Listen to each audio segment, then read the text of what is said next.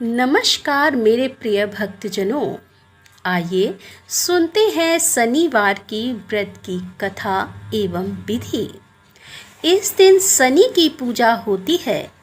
काला तिल, काला वस्त्र, तेल, उड़द शनि को बहुत प्रिय है, इसीलिए इनके द्वारा शनि की पूजा होती है।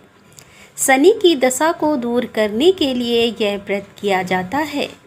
शनि स्रोत का पाठ भी विशेष लाभदायक सिद्ध होता है। कथा एक समय सूर्य, चंद्रमा, मंगल, बुध, बृहस्पति, शुक्र, शनि, राहु और केतु इन ग्रहों में आपस में झगड़ा हो गया कि हम में सबसे बड़ा कौन है। सब अपने अपने को बड़ा कहते थे।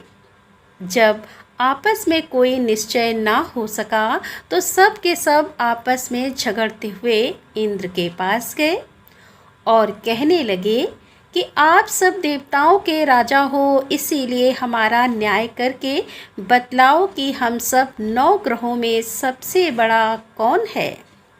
तब राजा इंद्र इनका प्रश्न सुनकर घबरा गए और कहने लगे कि मुझ में यह सामर्थ्य नहीं है जो किसी को बड़ा या छोटा बतलाऊं। मैं अपने मुख से कुछ नहीं कह सकता। हाँ, एक उपाय हो सकता है। इस समय पृथ्वी पर राजा विक्रमादित्य दूसरों के दुख का निवारण करने वाला है, इसीलिए तुम सब मिलकर उन्हीं के पास जाओ, वही तुम्हारे दुखों का निवारण करेंगे। ऐसा वचन सुनकर सभी ग्रह देवता चलकर भूलोक में राजा विक्रमादित्य की सभा में जाकर उपस्थित हुए और अपना प्रश्न राजा के सामने रखा। राजा उनकी बात सुनकर बड़ी चिंता में पड़ गए कि मैं अपने मुख से किसको बड़ा और किसको छोटा बतलाऊं। जिसको छोटा बतलाऊंगा वही क्रोध करेगा, परंतु उनका झगड़ा निपटाने के लिए एक उपाय सोचा कि सोना, चांदी, कांसा, पीतल, सीसा, रांगा, जस्ता, अभ्रक और लोहा 9 धातुओं के 9 आसन बनवाए। अब आसनों को क्रम से जैसे सोना सबसे पहले और लोहा सबसे पीछे बिछाए गए। इसके पश्चात राजा ने सब ग्रहों से कहा कि आप सब अपने अपने सिंहासन पर बैठिए। जिसका आसन सबसे आगे है वह सबसे बड़े और जिसका आसन सबसे पीछे है वह सबसे छोटा जानिए।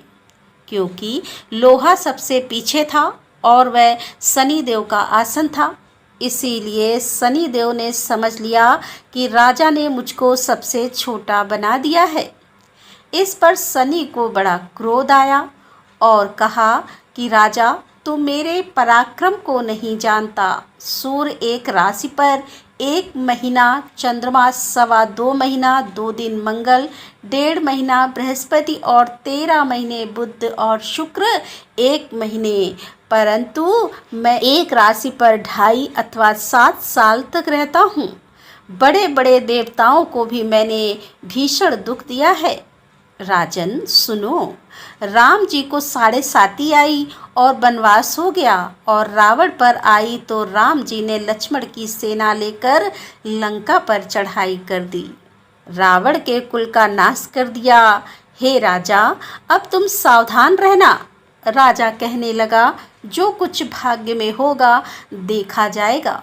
उसके बाद अन्य ग्रह तो प्रसन्नता के साथ चले गए, परंतु शनिदेव बड़े क्रोध के साथ वहां से सिधारे।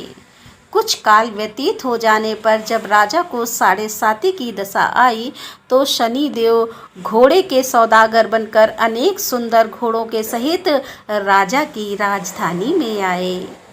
जब राजा ने सौदागर के आने की खबर सुनी तो अश्वपाल को अच्छे अच्छे घोड़े खरीदने की आज्ञा दी।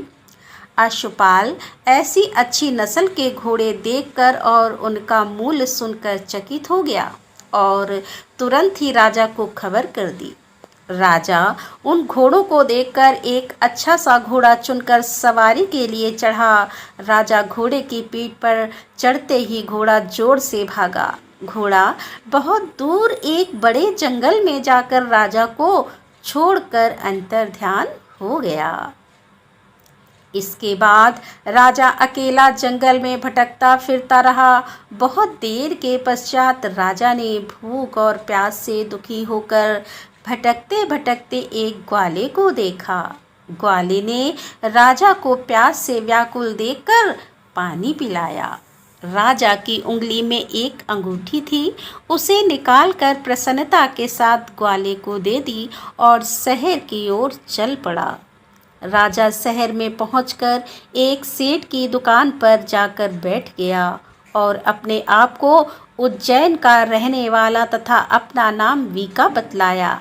सेठ ने उसको कुलीन मनुष्य समझकर जल आदि पिलाया और भाग्यवश उस दिन सेठ की दुकान पर बिक्री अधिक हुई थी। तब सेठ उसको भाग्यवान पुरुष समझकर भोजन कराने के लिए अपने साथ ले गया। भोजन करते समय राजा ने आश्चर्य की बात देखी कि खूंटी पर हार लटक रहा है और वह खूंटी उस हार को निगल रही है। भोजन के पश्चात कमरे में आने पर जब सेठ को कमरे में हार ना मिला तो सबने यही निश्चय किया कि सिवाय वीका के और कोई इस कमरे में नहीं आया, अतः अवश्य उसी ने हार चोरी किया है। परंतु वीका ने हार लेने से मना कर दिया। इस पर 5-7 आदमी इकट्ठे होकर उसको फौजदार के पास ले गए। फौजदार ने उसको राजा के सामने उपस्थित कर दिया और कहा कि यह आदमी तो भला प्रतीत होता है, चोर मालूम नहीं होता, परंतु सेठ का कहना है कि इसके सिवाय और कोई घर में आया ही नहीं, अवश्य ही इसी ने चोरी की है। तब राजा ने आज्ञा दी कि इसके हाथ पैर काटकर चौरंगिया किया जाए। राजा की आज्ञा का तुरंत पालन किया गया और वीका के हाथ पैर काट दिए। इस प्रकार कुछ काल व्यतीत होने पर एक तेली उसको अपने घर ले आया और कोहलू पर उसको बैठा दिया। वीका उस पर बैठा हुआ जमान से बैल हाँकता रहा। शनि की दशा समाप्त हो गई और एक रात को वर्षा ऋतु के समय वह मल्हार राग गाने लगा। उसका गाना सुन उस शहर के राजा की कन्या उस राग पर मोहित हो गई और दासी को खबर लाने भेजा कि शहर में कौन गा रहा है। दासी सारे शहर में फिरती फिरती क्या देखती है कि तेली के घर में चौरंगिया राग गा रहा है। दासी ने महल में आकर राजकुमारी को सब वृतांत सुना दिया। बस उसी क्षण राजकुमारी ने अपने मन में यह प्रण कर लिया कि चाहे कुछ हो, मैंने इस चौरंगिया के साथ विवाह करना है। प्रातः काल होते ही जब दासी ने राजकुमारी को जगाना चाहा तो राजकुमारी अनशन व्रत लेकर पड़ी रही। तब दासी ने रानी के पास जाकर राजकुमारी के ना उठने का वृत्तांत कहा। रानी ने तुरंत ही वहां आकर राजकुमारी को जगाया और उसके दुख का कारण पूछा। तो राजकुमारी ने कहा कि माताजी, मैंने यह प्रण कर लिया है कि तेली के घर में जो चौरंगिया है उसी के साथ विवाह करूंगी। माता ने कहा, पगली, यह क्या बात कह रही है? तुझको किसी देश के राजा के साथ परणाया जाएगा। कन्या कहने लगी कि माताजी, मैं अपना प्रण कभी नहीं तोड़ूंगी। माता ने चिंतित होकर यह बात राजा को बताई। तब महाराज ने भी आकर यह समझाया कि मैं अभी देश के देशांतर में अपने दूत भेजकर सुयोग रूपवान एवं बड़े से बड़े गुणी राजकुमार के साथ तुम्हारा विवाह करूँगा। ऐसी बात तुमको कभी नहीं विचारनी चाहिए। कन्या ने कहा, पिताजी, मैं अपने प्राण त्याग दूंगी, परंतु दूसरे से विवाह नहीं करूंगी। इतना सुनकर राजा ने क्रोध से कहा, यदि तेरे भाग्य में ऐसा ही लिखा है तो जैसी तेरी इच्छा हो वैसा ही कर। राजा ने तेली को बुलाकर कहा कि तेरे घर में जो चौरंगिया है उसके साथ मैं अपनी कन्या का विवाह करना चाहता हूँ। तेली ने कहा कि यह कैसे हो सकता है? कहाँ आप हमारे राजा और कहाँ मैं एक नीच। परंतु राजा ने कहा कि भाग्य लिखे को कोई नहीं टाल सकता। अपने घर जाकर विवाह की तैयारी करो। राजा ने उसी समय तोरण और वंदनवार लगवाकर अपनी राजकुमारी का विवाह चौरंगिया विक्रमादित्य के साथ कर दिया। रात्रि को जब विक्रमादित्य और राजकुमारी महल में सोए थे तो आधी रात के समय शनिदेव ने विक्रमादित्य को स्वप्न दिया। राजा, कहो, मुझको छोटा बतलाकर तुमने कितना दुख उठाया। राजा ने क्षमा मांगी। शनिदेव ने प्रसन्न होकर विक्रमादित्य को हाथ पैर दिए। तब राजा ने कहा, महाराज, मेरी प्रार्थना स्वीकार करें कि जैसा दुख आपने मुझे दिया है ऐसा और किसी को ना दें। शनिदेव ने कहा कि तुम्हारी प्रार्थना स्वीकार है। जो मनुष्य मेरी कथा सुनेगा या कहेगा उसको मेरी दशा में भी कभी किसी प्रकार का दुख नहीं होगा, और जो नित्य ही मेरा ध्यान करेगा, चींटियों को आटा डालेगा, उसके सब मनोरथ पूर्ण होंगे। इतना कहकर शनिदेव अपने धाम को चले गए। राजकुमारी की आंख खुली और उसने राजा के हाथ पांव देखे तो आश्चर्य को प्राप्त हुई। उसको देखकर राजा ने अपना समस्त हाल कहा कि मैं उज्जैन का राजा विक्रमादित्य हूँ। यह सुनकर राजकुमारी अत्यंत प्रसन्न हुई और प्रातःकाल राजकुमारी ने उसकी सखियों ने पूछा तो उसने अपने पति का समस्त वृत्तांत कह सुनाया। तब सब ने प्रसन्नता प्रकट की और कहा कि ईश्वर ने आपकी मनोकामनाएं पूर्ण कर दी हैं। जब उस सेठ ने यह सुना तो वह विक्रमादित्य के पास आया और राजा विक्रमादित्य के पैरों पर गिरकर क्षमा मांगने लगा कि मैंने आप पर चोरी का झूठा दोष लगाया, अतः आप मुझको जो चाहें दंड दें। राजा ने कहा, मुझ पर शनि देव का कोप था, इसी कारण यह सब दुख मुझको प्राप्त हुआ। इसमें तुम्हारा कोई दोष नहीं है, तुम अपने घर जाकर अपना कार्य करो। सेठ बोला कि मुझे तभी शांति होगी जब आप मेरे घर चलकर प्रीतिपूर्वक भोजन करेंगे। राजा ने कहा, जैसी आपकी मर्जी हो वैसा ही करें। सेठ ने अपने घर जाकर अनेक प्रकार के सुंदर भोजन बनवाए और राजा विक्रमादित्य को प्रीति भोज दिया। जिस समय राजा भोजन कर रहे थे एक अत्यंत आश्चर्य की बात सबको दिखाई दी। जो खूंटी पर पहले हार निकल रही थी वह अब हार उगल रही थी।